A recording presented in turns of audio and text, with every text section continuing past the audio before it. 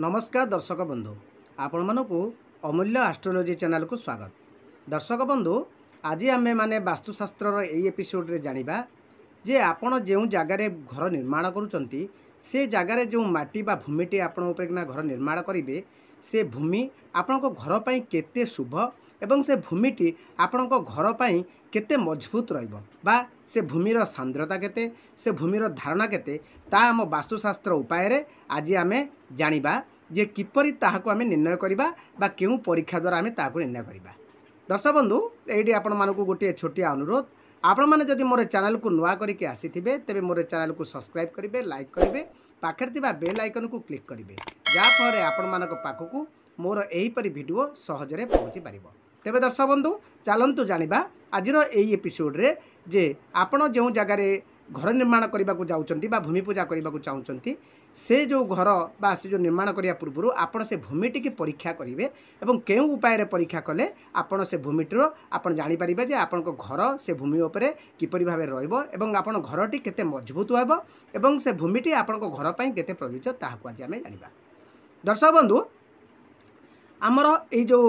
भूमिटा आमे जो टेस्ट करिया बा परीक्षा करिबा ताहा हूँ तीनोटी उपाय आम करवा तीनोटी रही प्रणाली से तीनोटी प्रणाली को मन ध्यान दे शुणु से अनुसार जदि आपण मैंने आपण निजे भी से आपण जगार बा आपण से माटीर टेस्ट करेंगे। प्रथम हूँ जे आपण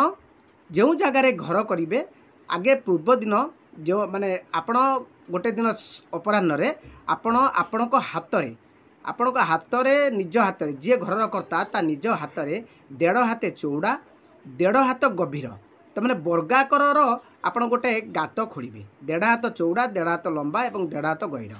गोटे गात खोलिबे से गात खोली से माटीटी बाहर रखिबे एवं पुनर्बार से माटीटी के आपण से गात भितर पुरेबे। देखिबे जदि आपणकर से माटीटी जदि से गात भितर पूर्ण होइकी जदि उछुड़ुची ताले जानिबे जे आपणको माटीटी आपणको घर पई बहुत शुभ एवं आपणको घर पई से लाभदायक रहिबो एवं आपण घर ता से माटी ऊपर केना बहुत स्थितिवान रहिबो।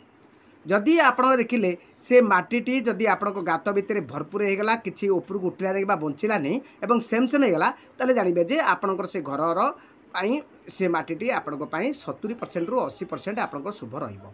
किंतु देखिबे जदि से गातरे आपण माटी पुरई सारला परे जदि से गात फांका रहिला एवं बाहरु आउरी गात माटी चाहिला जे से गातटा को पूर्ण करियाकू ताले जानिबे जे से जागाटी आपण घर पई ओते निश्चित भाव में उचित नुहे बा एते से घर पर आपण शुभदायक बा लाभदायक नुहे। ये हूँ आपणकर प्रथम प्रणाली। तेज द्वितीय प्रणाली की जीवा। द्वितीय प्रणाली आपण कौन करेंगे ना दिने अपराह्न आपण गातटे खोलीदेवे से उपाय से आपणकर हाथ में मापिदेवे 1 हाथ लंबा 1 हाथ चौड़ा 1 हाथ गहीर गात खोलीदे माटी बाहर करदे परिष्कार करदे तादे पानी आपण भरपूर करके पुरेदेवे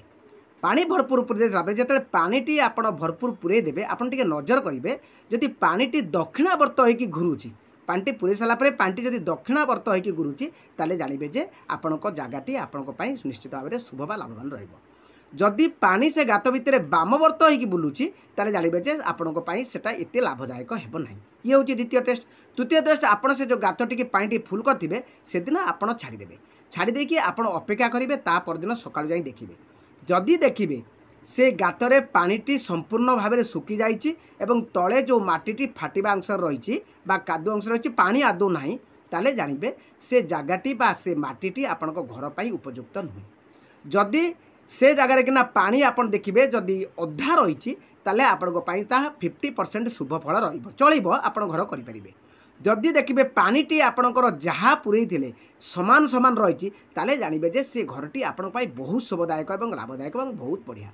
ये हूँ आपणकर गोटे प्रणाली। आउ तृतीय प्रणाली आप देखिए जे आपण एक गात करदे से हाथे बाई हाथे लंबा हाथे चौड़ा हाथे गहीर जी घर करता निज हाथ में मापिकी गातटी करेंगे गात को परिष्कार करदे करदे आपण ता देहरे कौन करेंगे ना पानी ढालिबे पानी ढालिकी आपण 100 पाद उत्तर दिग को जीवे एवं 100 पाद से गात पाखक आसबे पुणी आसिक 100 पाद पूर्व दिग को जीवे पुणी से गात पाखक 100 पाद फेरबे पुणी आसिक पुणी से गात पाखु 100 पाद जीवे दक्षिण दिग को पुणी 100 पाद आपण फेरबे गात पाखक पुणी जीवे पश्चिम दिग को 100 पाद पुणी 100 पाद आपण गात पाखक आसबे शेष जो आपण आसे गात पाखे पहुँचले आपण से पानी की लक्ष्य करेंगे जदि से पानीटी जहाँ पूरे सैया अच्छी आदौ तादू पानीटा कौटी जाइनी पानी पूरा कौटी माने आपण पानीटा निश्चित भाव में पूरा पूर्ण भाव रही जानवे जे आपणकर से जगटी बा से भूमिटी आपण बहुत शुभदायक। जदि पानी अल्प अंश कटी 1/3 रही 75 भाग पानी रही 25 भाग पानी हरी जाइए जानवे जे आपणकर 50% पानी माने निश्चित भाव में शुभ फल देव से उक्त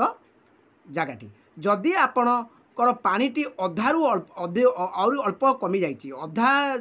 पर्यंत जो पानी गातर अधा पर्यंत पानी रही ताठू कमी ताले जानवे जे आपणकर घरटी 30% आपको शुभ देव। जदि देखिए जे यही समय भितर आपणकर पानीटी संपूर्ण भाव में हरी जाइए से जगटी आपण आदौ उपयोगी नुहे बा से भूमिर धारण शक्ति नहीं जहाँपर से घर को अधिक दिन तिष्टिकी रखिपर बा से घर को शुभ प्रदान कर। दर्शक बंधु यह थिला आज आमर माटी परीक्षार एक एपिसोड किपर लगला आप मतामत निश्चित जनइबे आउ अधिक जानवा चाहूँगे मो सहित कंटाक्ट करेंगे। तेरे दर्शक बंधु आज एपिसोड ये रखुची। जय जगन्नाथ नमस्कार।